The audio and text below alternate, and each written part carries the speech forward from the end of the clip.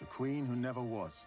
We really wanted to find a way for him to honor and keep alive the memory of Rhaenys. I hope the Queen Who Never Was lasts beyond the first episode of season 3. His own glory. I mean, he named his ship after himself.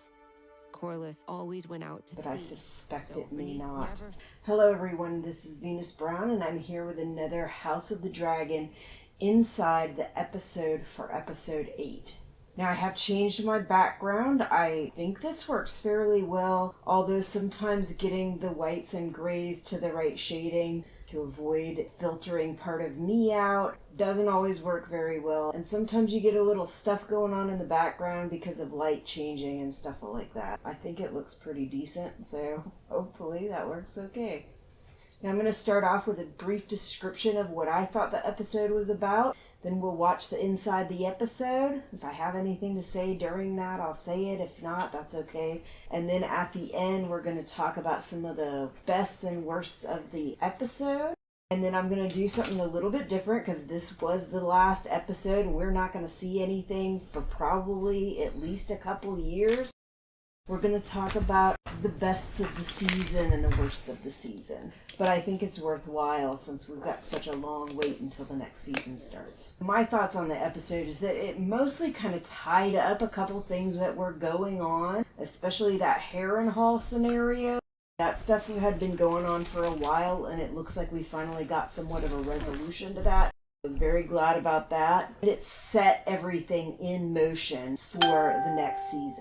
Granted, there was a lot of stuff people were expecting to see and wanted to see this season that did not happen. We can talk about that a little later. Overall, I think somebody in one of the comment sections of one of the videos that I had watched said it well, was that if you look at it the way that it's been laid out so far, you have the first season that kind of laid out why this war was likely to happen in the first place. What was going on that occurred that pit these two sides of the family against each other. This second season has been the buildup of all the little building blocks that came in place to really get the full-blown war started. So when you have a war, it doesn't start out with just a full-blown war. It starts with little skirmishes here and there, and battles, and fucked up things people do, diplomacy not going well, stuff like that. For me, that's what the second season felt like. It's really that all these little teeny things that are happening, and some big things that are happening that are going to push a full-blown war, not just battles and skirmishes, but a full-blown war. Because of other things that were going on this season, we didn't get a lot of real battles. We got a couple battles, one that was off screen. We got a couple of dragon battles, and that was pretty much it for the way of battles. But I don't really care that much about battles. I know they're part of the show, but it's not what I'm here for. No, it is not. I'm not looking forward to what's going to happen and the end results of all these battles. I like the diplomacy. I like the trying to figure things out. I do like the underhanded stuff that goes on a lot of people don't know about that causes certain things to be put in motion. Watching a lot of war and battles and stuff like that, not really my big thing. But either way, I saw it as closing up a couple of the things that had been going on and getting everything prepared for the war. And I do believe the war has already started with a couple of the really awful things that happened that was going to keep from anyone really being able to gain diplomacy. But the full-on bloody war has not started yet. So that's what I think is going to happen in season 3. And then maybe season 4 will get like the culmination of the end of the war and the things that have to happen in order to really gain peace after a war happens. I'm definitely basing some of that on the books. After the inside the episode, we'll talk about some of the best and worst of the episode, and then we'll go on to the best and worst of the season. The final episode is such a great build for everywhere we've been in season 2 and promising what's to come.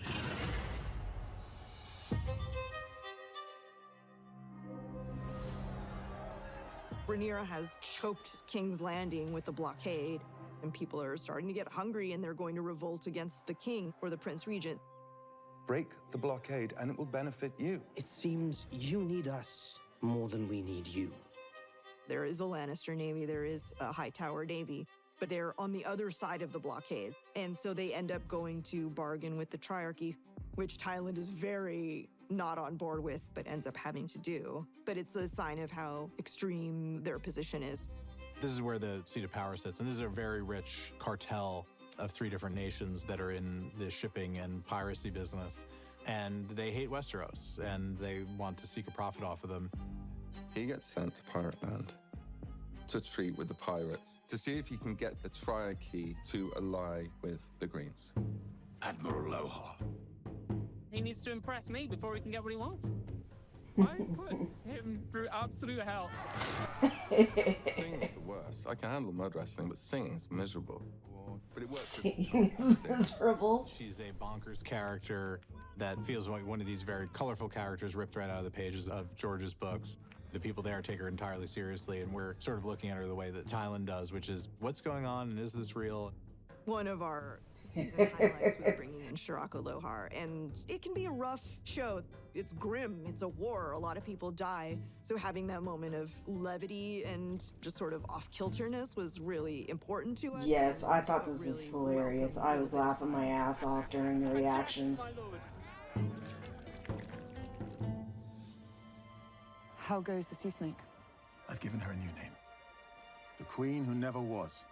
We really wanted to find a way for him to honor and keep alive the memory of Rhaenys. I hope the Queen Who Never Was lasts beyond the first episode of season 3. His own glory. I mean, he named his ship after himself. Corlys always went out to sea. But I suspect so it may Rhaenys not. never felt like his priority. And when she died, it finally came to Corlys that he always thought about himself. And so he did the one thing he could do, take his namesake, his ship, and make it hers. He's lost all the people he loves. He's sort of come to this place of acceptance and understanding that his great exploits are less important than just having his family around him. Do you know what hunger does to Because a what boy? does any of it mean if you don't have anyone? Grief does. Rhaenys always had the conversation with Corlys about his heir, and none of them really feel like they're the right person. For the first time, Corlys considers Adam and Ellen. Yes, they are bastards, but they are more qualified. One of the things that we talked about, myself, Abu, and Gita, was that nobody speaks to Corlys that way. Not if they've got any sense. The only person who does is Rhaenys. When it came to the tirade, this emotional speech, it came down to the words and playing off Steve and his reactions. Alan doesn't expect it coming out of him. I wasn't expecting it coming out of me either. Like, it was one of those moments where I genuinely felt like I could really let go. I am trying to help you. Now you remember I live. He watched me with my other son picking up wonderful gifts and walking into the castle. And he, who knew I was his father, had to grow up in poverty. For me then to come into his life and sort of go, I'm trying to help you, well, of course he's going to be resentful. You understand the hurt and everything that he's carried for all of these years. You see the way it lands on the sea snake. Yep, and he has And I think every knows reason to he lash knows- out. If it is all the same, I will decline any offers of help.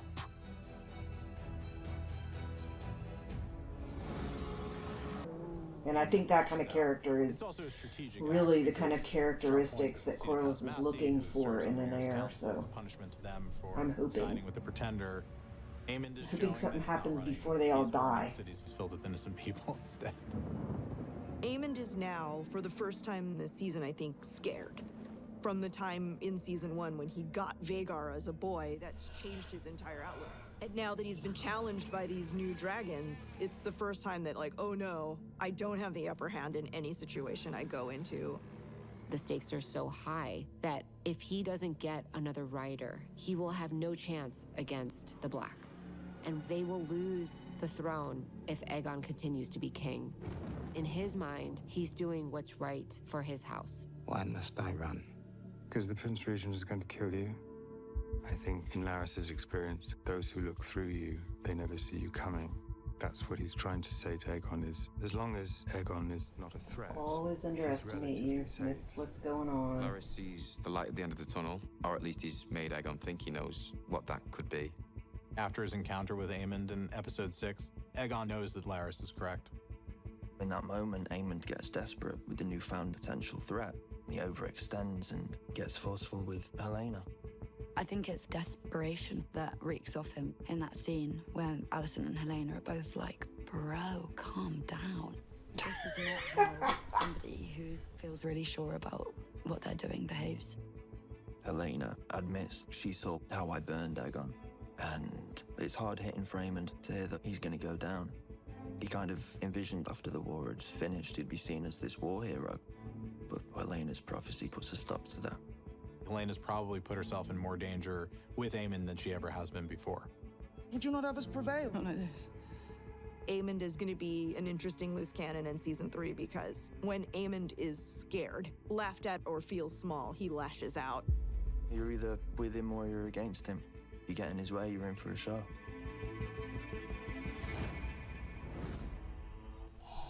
All your life, you've sought to command your own fate.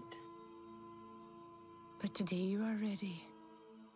There are different magics and worlds in play here in George's universe. And Alice has been a bit of a guide for Daemon and has made him ready for this thing that Alice is going to show him that he was not ready for in episode 3 when he showed up at the castle.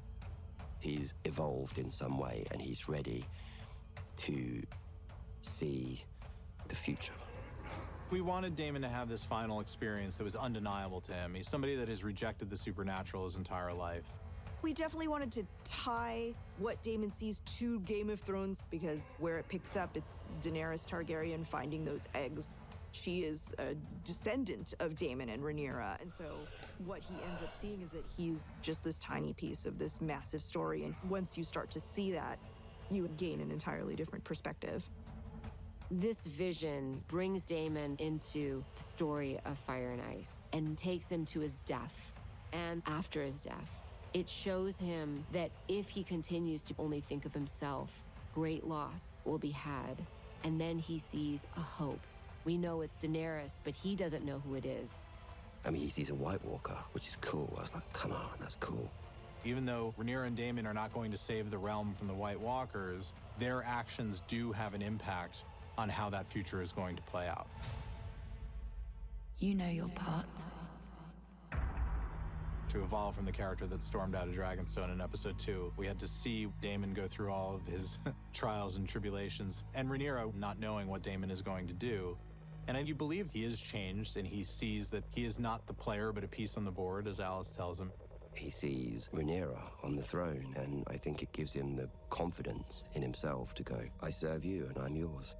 And it's not that everything's been resolved, but Daemon realizes that his job is to facilitate Rhaenyra getting to the throne, and that he understands now that Viserys wasn't trying to punish him, and so he's able to let go of his anger at Rhaenyra, just sort of let everything go, and let's go do this together. I'm on your team. She wasn't sure throughout the entire season if he was going to try to set himself up as king, and it's this moment of validation that she gets from him that I think is incredibly meaningful. Well, that sounds good. Because some people were wondering, like, can you still trust him? Because one day of visions and all of a sudden he's completely changed his outlook. But yeah, that sounds like he really can be trusted, You've seen hopefully. the massive way that things have changed between meeting number 1 and meeting number 2. And I think both of them have been through further trauma, and it's brought them back around to a place where they're wondering what the costs of all this is for. I keep yawning. It's massive that Alison travels. If I get like a really good yawn in, it helps my chest feel a little bit better. But it's also to look Rhaenyra in the eye. I can't get a good yawn in. This is me shedding whatever power or queenly status I had. I was wrong. Take it. I don't want anything to do with it. I'm done. She's had this journey of self-actualization, and she's got a lot of power within her, and I think she feels much more capable. It's funny to be offered a huge gift at the point where you think you already have what you need. The climax of that scene is Rhaenyra, I'm going to have to kill your son, and Alicent acceding to it, which is huge for Rhaenyra because that is not something that Alicent would ever have done before. So I think that causes her to really believe what Alicent is saying. Rhaenyra has these new dragon riders. She's just gotten Daemon back. She has this big army. If she wanted to, she could probably win this war herself, but at the cost of thousands and thousands of lives.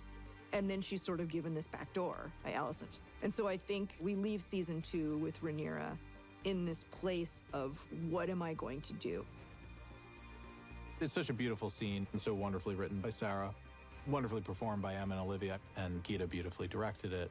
And the way it launches us into the third season and the unknown of what's to come, it's a tour de force. There's so much in play. There are armies, there are dragons, there's castle strongholds and political maneuvering, but at the end of the day, it comes down to these two women trying to figure it out. The Lannisters are arriving in the Riverlands. The High Towers are marching through the Reach. The Winter Wolves are coming from the north. The Triarchy's sailing. We see the Sea Snake going back out to sea. Daemon has his army in the Riverlands. Alicent's fourth son on his dragon. The Blue Queen is now flying in support of this massive High Tower army. We find Otto in this cell somewhere, and we don't know quite where he is or what happened to him. Rhaena discovers a dragon, and we see a forest outside of King's Landing, and there is Aegon. Larys and Aegon basically escaped King's Landing because shit's about to hit the fan. It's just a reminder of things have been put in motion which they can't pull back. And similar to Daemon's vision, where you're seeing the things that are all going to come to play a part in the whole story. While this season was very much about the fits and starts of an early medieval war, season 3 is clearly going to be about total war. I think Team Black are in ascendancy. A desperate Aemond is a dangerous Aemond. I will never ever concede. The whole thing is just so volatile. Baela's gonna do whatever it takes, whatever it comes down to, she's prepared to do. She has the better hand and an inevitably positive shot at the throne. The pendulum could swing the other way very quickly. We shall see who the last man standing is.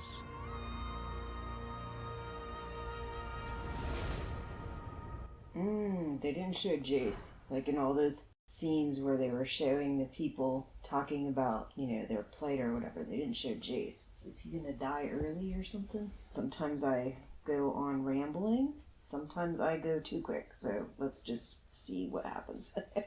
Okay, so for best scene, I put the med wrestling. Just good fun and really different from a lot of the usual House of the Dragon stuff. Plus, like I said earlier, I was laughing my ass off. I just thought it was hilarious. I thought it was great. The worst scene of the episode, I thought, was Rhaena wandering around in the wilderness.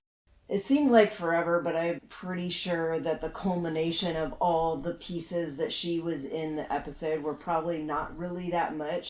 But it just seemed like it went on, and you didn't really get to see anything spectacular until the very, very end. So that was like just not very interesting or fulfilling to me. The winner of the episode I gave to Helaena for standing her ground and really laying into Aemon, letting him know what the reality was, and that no matter what he does, it's not gonna freaking change the end results. You can punish her, you can do whatever it is that you're gonna do you think might somehow serve your purpose, but it's not going to make a real difference. And she's just looking at it as playing her part in this story that's going to play out. The loser of the episode, Ulf. Because seriously, dude, that guy was like, even if you've never been in a court before, you really don't know how that stuff works. I'm pretty sure most of the small folk have a serious understanding that when you are before royalty, you gotta act a certain way, you gotta behave a certain way, and being rude and crass the whole time, acting like you're with all your buddies and friends is not gonna cut it. So giving him slack that he's a small folk person that's never been in court is one thing, but giving him a full pass for it when he's doing shit that even the small folk should know better than doing, nah, like, he was way over the top.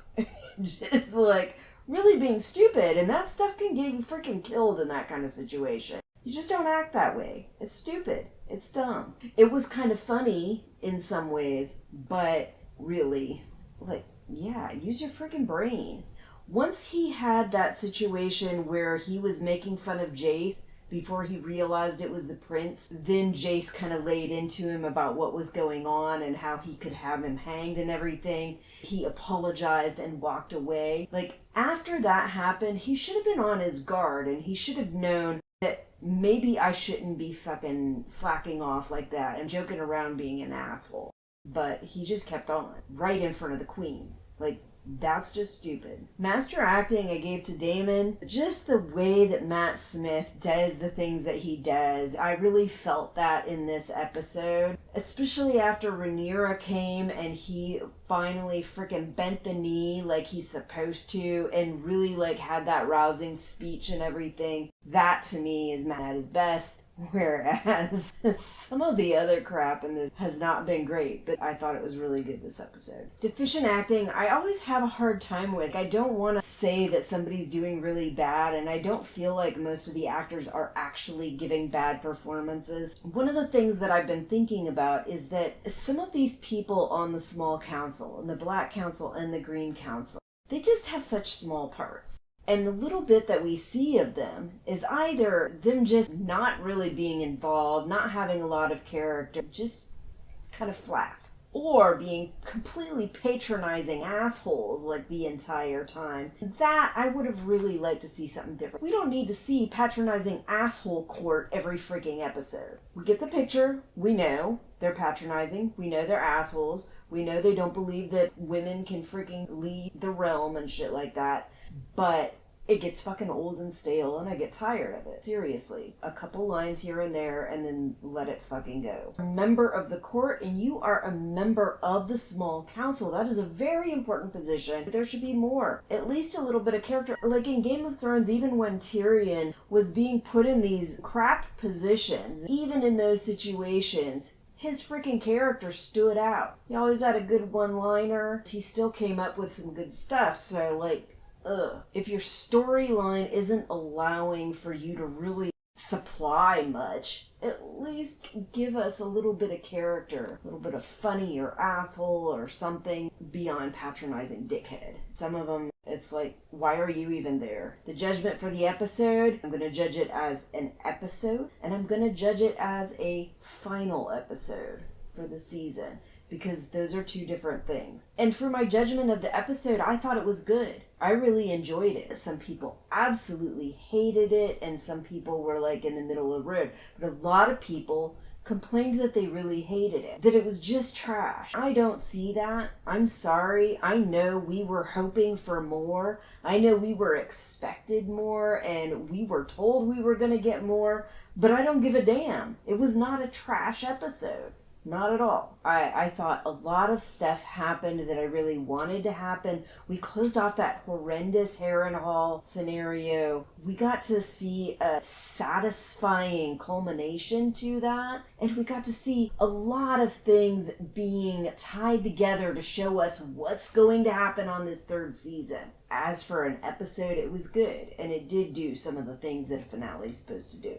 As for the judgment as a finale, I think it was meh. It's a little in between. It did some of the things that a finale is supposed to do, but in many ways it didn't feel like a finale. Yes, there was a lot of lacking for a finale, so I can't say it was trash, and I can't say it was awful, but I can say it was meh. I mean, by the end of the episode, we had Larys that had convinced Aegon that he needed to steel himself and get the fuck away so that he could have hope for another day. Because if he would have stayed there, his ass would have been dead. Daemon, him getting behind Rhaenyra the way he did and really fully backing her and openly presenting this full army to her for her rather than what he had been contemplating before. In his vision, we got to see that little glimpse of Rhaenyra on the throne.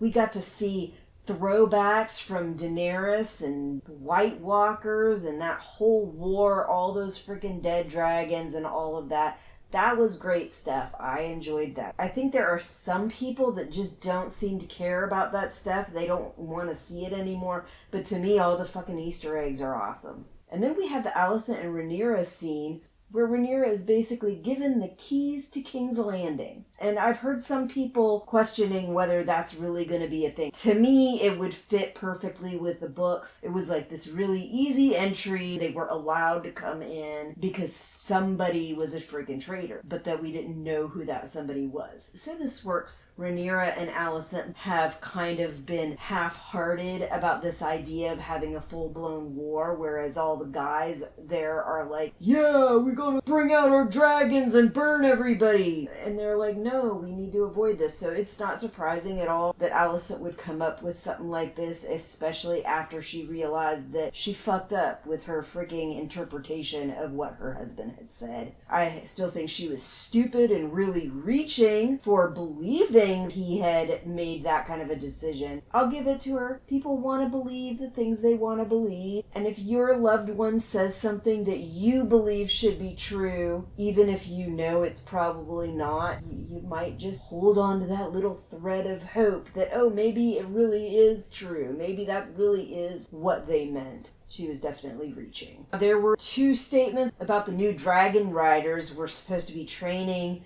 to get ready to go out to all-out war in 2 days. And then with Alicent and Rhaenyra's agreement, they're supposed to be coming in King's Landing in 2 days. I'm assuming some things can't be stopped because in 2 days, information only goes so far, so fast. And she'll probably want to use the dragon riders as kind of a backup in case things don't go the way Alicent said that they were going to go. That's my thoughts on the idea. And then, of course, we had that montage at the end with all the people getting ready to go into battle. Of course, the end of the episode, Rhaena finally found Sheepstiller. I don't know exactly what's going to happen with the storyline. I still hold out like this little thread of hope. They won't make her Sheepstiller's rider, that they will bring in Nettles. It's like the very smallest and weakest thread. Pretty sure that thread's gonna get broken, but you know, I'll take what I can get. Like Daemon having this full army, possibly making it his own army, which I don't think would have flown anyway. He basically got a bunch of river lords to agree to back him for Rhaenyra, because they all still hated him. The oath was to Rhaenyra, not to Daemon. So I don't feel like he would have been able to take that army and make it his own anyway. Not cleanly, not in a way that would have made any sense. But I was still very happy that he did seem to get to a point at the end where he was really fully backing Rhaenyra, where he really understood this is for the betterment of the realm, that Rhaenyra is in place because she can unite the kingdom, and I obviously can't. Like, he should have seen by that point that he is not the person to unite anybody. He can get shit done when it comes to the tough, violent stuff that needs to be done in a situation like that. But can he unite these people? No. They would have been fucking turning their cloak and running off to the other side as soon as they got the chance. Like, there was nobody saying we like Daemon. They were all saying we hate Daemon. Anyway. There I go, getting sidetracked. We got to see Alan really lay into Corlys about his deadbeat dad shit, which I think really needed to happen. And I really, really do hope that before either of these two die, that Corlys manages to get something in place, that he puts one of these kids as his heir and tries to make amends for some of the shit that he did by not acknowledging them as his kids. Because yes, they're bastards, and yes, that whole realm is going to treat most bastards like complete dog shit. But we know from Game of Thrones that there are ways that you can take your bastard child and you can raise them up as your own. It may take a while, and you may have to get permission from whoever it was that they have to go to, but it can be done. And I don't put Rhaenyra in the same position. She's caught red-handed having a freaking bastard child. They can be fucking killed for that. They can be fucking beheaded. Whereas a guy doing something like that, it's a different story. And because her freaking father covered for her kid's entire existence, I think that adds another layer of problem to the idea that she would even try to say that, yes, these are my bastard children, but I want to have them raised up or whatever. No, because they've been raised as if they are not bastards, so it's a different thing. I'm not saying it's right or just, saying it's a different thing. The way that it worked out was different, and I don't blame Rhaenyra at all. Anybody who's saying, she did all this horrible stuff, she should pay for it. No, I don't agree with that at all. I think she did the best she could for the person she is and the situation that she was in. Being forced to marry somebody who's not into that I do my duty and that's it. And in that case, if doing my duty is my wife has some bastard children, we present as not, so be it. Making the best of a freaking awful situation that none of them should have been put in. And some of the other problems that did exist with this finale, I've been told several things. The money just wasn't there, or that they had less money than they were expecting. They were told to cut the season by 2 episodes. The writer's strike and the actor's strikes made it so that they had to make these changes and didn't have people in place to get all the changes that they needed. So it just made it really hard to get that season correct after all this stuff had happened. Either way, it made it so we had 2 episodes less than we should have had. It made it so that we had less battles than we were expecting to get. This last episode was not quite what we thought we were gonna get. It left a lot of loose ends, so yeah, it tied up the whole Harrenhal thing. It gave us Rhaena finally getting her dragon and stuff like that, but it left all these other cliffhangers. Most shows will do cliffhangers at their season finale, but this many cliffhangers was a bit excessive. It was a bit much. Definitely not a trash episode like I kept hearing people say, saying it was absolute garbage, terrible and trash, and they might as well not have even done the episode and shit like that. No, that to me is some short-sighted judgment. Especially a lot of them seemed really happy and joyous throughout the episode. It wasn't until they got to the end and saw that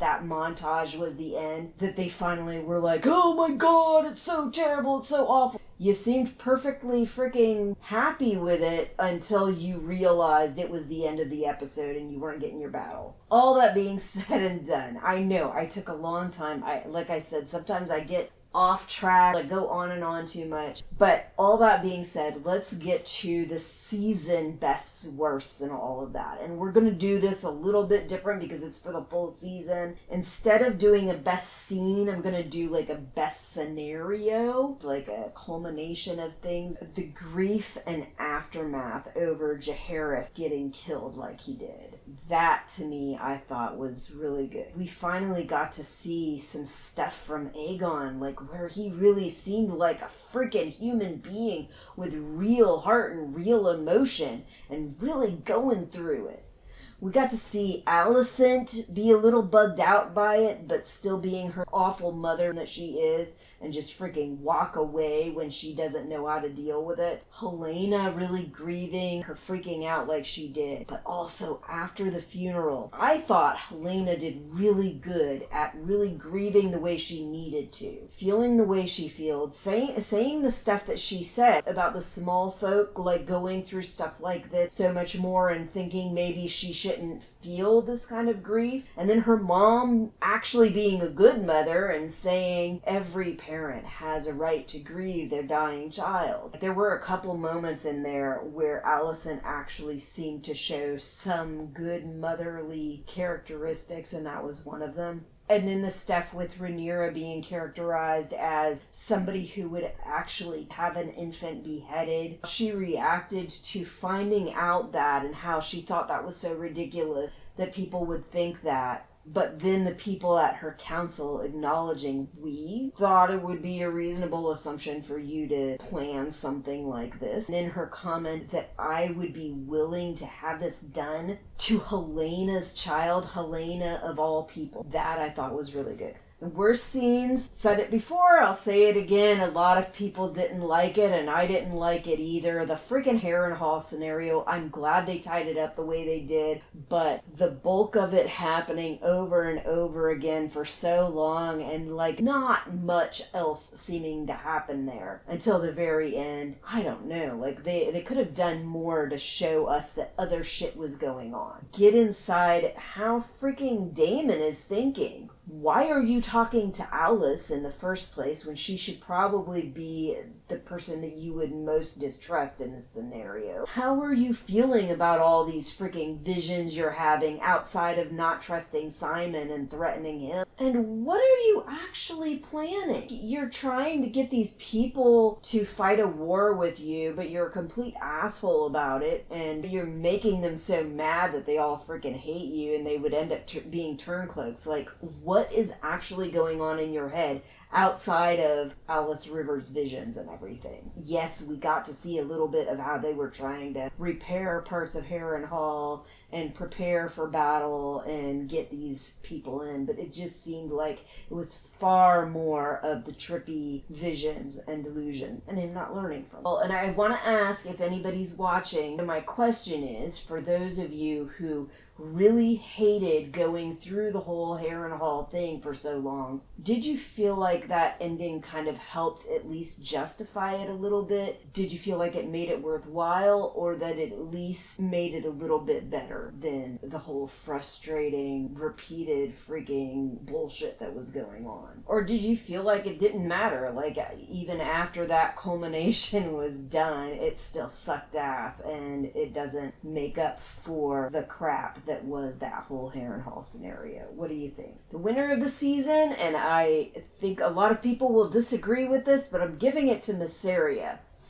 Because Mysaria, she gave a lot of advice to Rhaenyra that really helped her get from a position where didn't have a freaking chance in hell of getting anywhere with this war to actually getting people on her side, getting more dragon riders, and getting to where she has a real chance of winning this war, to where she has real power behind her. And also her being like somebody who has a freaking general understanding of the small folk and what they go through, getting it so that they have more of an insight in the upper workings of the realm, so that their plight can be taken into consideration, rather than just these royal people making decisions for the small folk without having a good understanding of what their decisions are causing. People kept saying, oh, you know, this blockade that Rhaenyra put in place, it's causing all these problems with starving and not having the food and resources they need. The whole time we're also seeing Aemon making comments like, if they're all dead, then it's not going to matter that they're starving. Every time he's in a position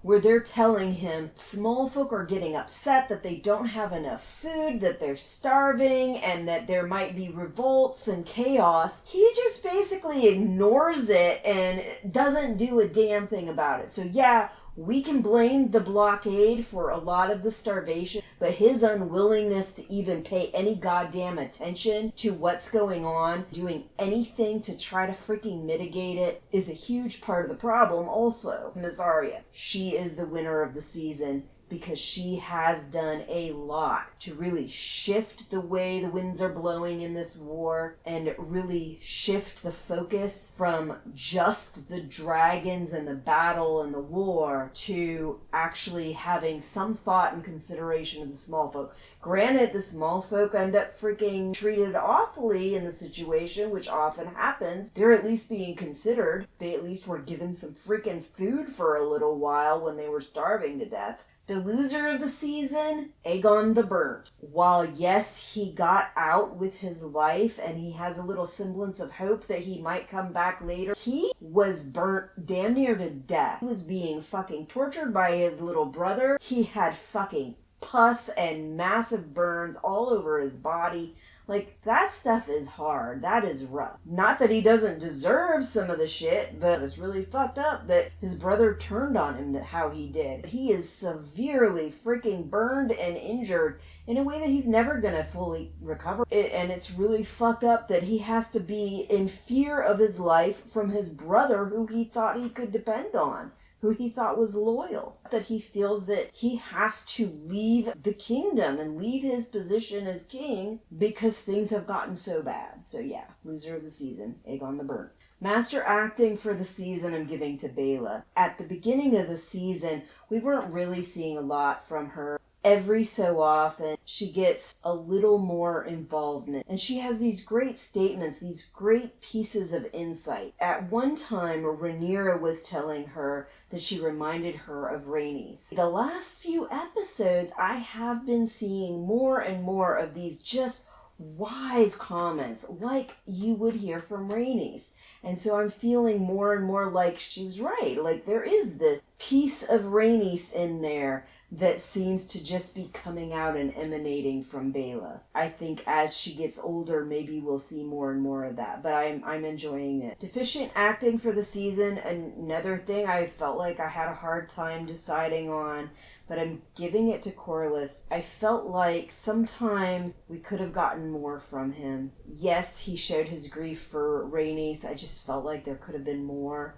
And when he was finally given and accepted the position of hand, I felt like he gave a few pieces of good advice in one scene, but for the most part, it didn't feel like he was really doing a lot. You have been a leader your entire freaking life, damn near, and I'm not really seeing a lot of leadership from you, and that to me bothered me. We really should. I'm almost done. I was going to do kind of like predictions for the next season, but I think I will leave that for the beginning of the next season, and maybe when I react to one of the trailers, or I might do a stream before the season starts. Outside of that, I just have like a couple questions that I want to ask, and if anybody wants to chime in, you can go ahead and put them in the comments section. First, Corlys had said something about a yet-to-be-revealed player when he was talking to Rhaenyra, trying to convince Rhaenyra that Aemon is still very dangerous, that you're not going to be able to count on having all these dragon riders